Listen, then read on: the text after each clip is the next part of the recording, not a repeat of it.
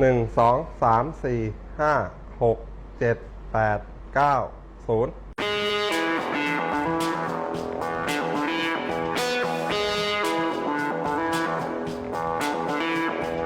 คืองานก๊อกเนี่ยจริงๆแล้วเนี่ยมันเป็นโปรเจกต์ที่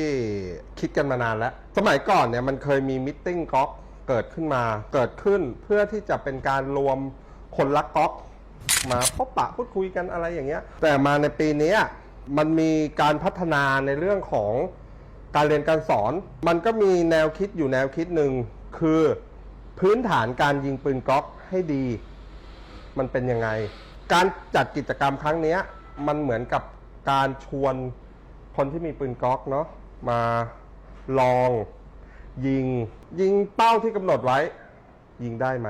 เรามีเป็นฐานให้จริงๆมันไม่ได้ยากแต่คนที่ทำให้มันยากคือผู้ยิงเองคือจริงๆถ้ายิงตาม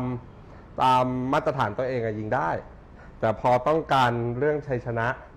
ก็จะเกิดข้อผิดพลาดเวลาเราจะเริ่มจัดเนี่ยคนสอบถามกันเยอะแต่พอเวลาเริ่มจัดจริงๆคนจะไปไม่เยอะปีนี้เราก็เลยทำเป็นของขึ้นมาสองอย่างเป็นของที่ทำขึ้นมาเฉพาะงาน Challenge Coin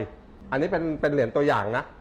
Challenge Coin อันนี้เป็นเหรียญที่ไม่สามารถ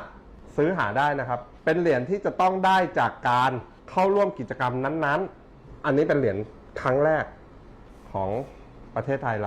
เราทำมาตามจำนวนของผู้ที่ลงทะเบียนเท่านั้นนะครับเสื้อเฉพาะ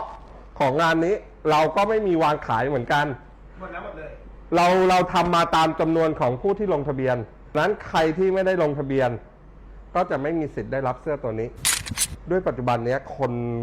ที่ซื้อปืนก๊อกมีเยอะจริงๆปืนก๊อกในประเทศไทยตอนนี้ผมพูดได้เต็มปากเลยว่ามีครึ่งหนึ่งของจำนวนปืนสั้นนะสมมุติว่าปืนสั้นสัก2 ล้านกระบอกปืนก๊อกจะมีสักประมาณ1 ล้านกระบอกหลายๆคนเนี่ยพอเริ่มที่จะมีปืนก๊อกสิ่งแรกที่นึกถึงคืออะไรรู้ไหมแต่งไกลเปลี่ยนศูนย์นี่คือสเต็ปแรกของปืนเลยไม่รู้เราจะยิงยังไงไม่รู้ขอเปลี่ยนไกลก่อนและขอเปลี่ยนศูนย์ก่อนงานนี้จะทำให้เห็นว่าสิ่งที่จำเป็นอันดับแรกของการยิงปืนกล็อกให้ดีคืออะไรมันเป็นการพิสูจน์ตัวเองเราเริ่มปั่นจักรยานมันไม่มีใครหรอกที่ซื้อจักรยานแพงๆมาแล้วกระโดดขึ้นค่อมแล้วขี่เก่งเลยฉะนั้นมันต้องเริ่มจากค่อยๆปั่นให้เยอะรู้เทคนิคผมเองก็เคยผ่านจุดหนึ่งที่พอยิงปืนแล้วต้องยิงให้แม่นเราต้องยิงให้แม่นทำทุกวิถีทางเพื่อให้มันได้เปรียบในการยิงให้แม่นมองไปที่เป้าแต่พื้นฐานเราไม่กลับมามองพื้นฐานว่าพื้นฐานเราทำถูกต้องหรือยังผมมาอยู่วงการปืนเนี่ย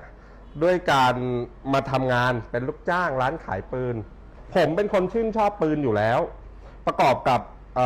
ด้วยทางบ้านผมคุณป้าแท้ๆผมเนี่ยก็ทำเป็นพนักงานของบริษัทแบรนด์สมิธแอนด์เวสสัน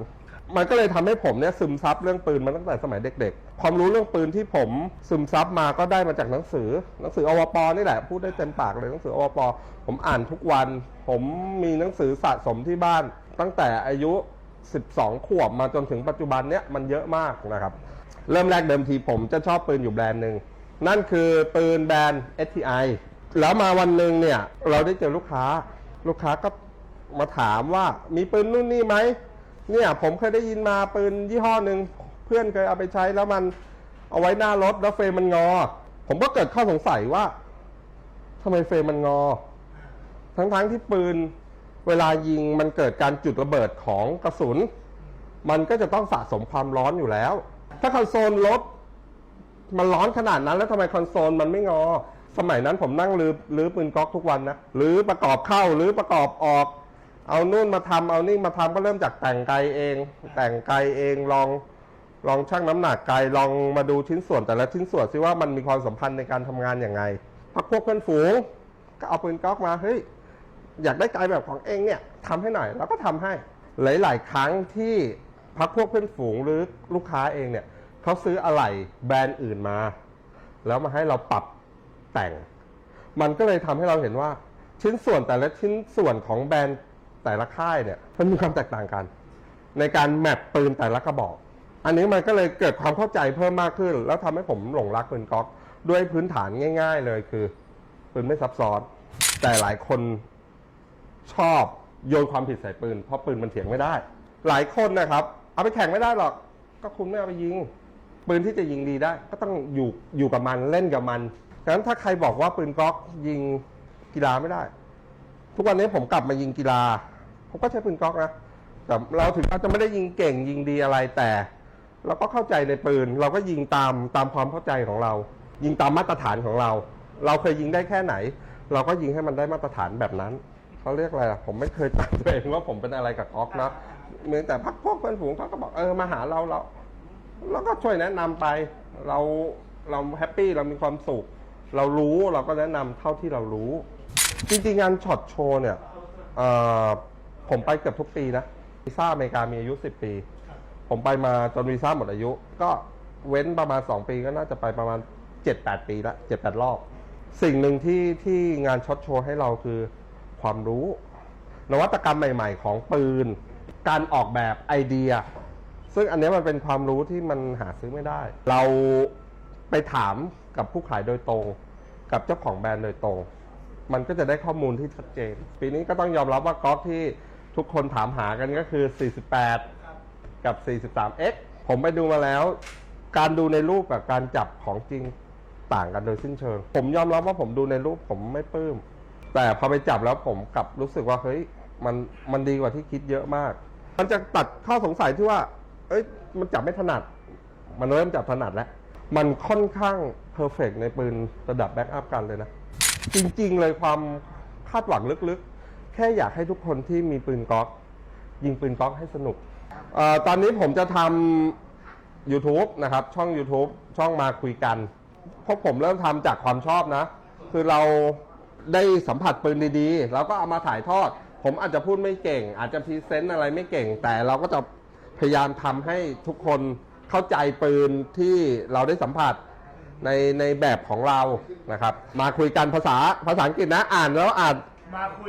คุยนะครับมาคุย KUI อ่านมาคุยนะครับมาคุยอย่าเข้าใจอย่างอื่นในเพจผมอีก2เพจนะครับฝากเพจไว้อีก2เพจก็คือเพจก๊อกเกียร์จะเป็นเพจที่มีสินค้าอะไรเกี่ยวกับก๊อก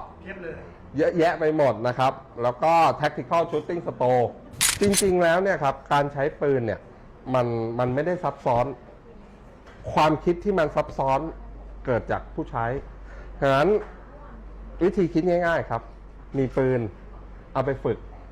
เอาไปยิงแล้วมันก็จะเกิดสติหลายๆคนมีปืนไม่เอาไปยิง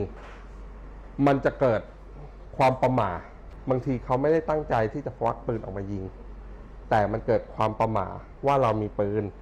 งั้นมันน่าจะป้องกันตัวเราได้นะครับผลที่ตามมามันไม่คุ้มนะครับฝากเรื่องนี้เอาไว้แล้วกันเนาะ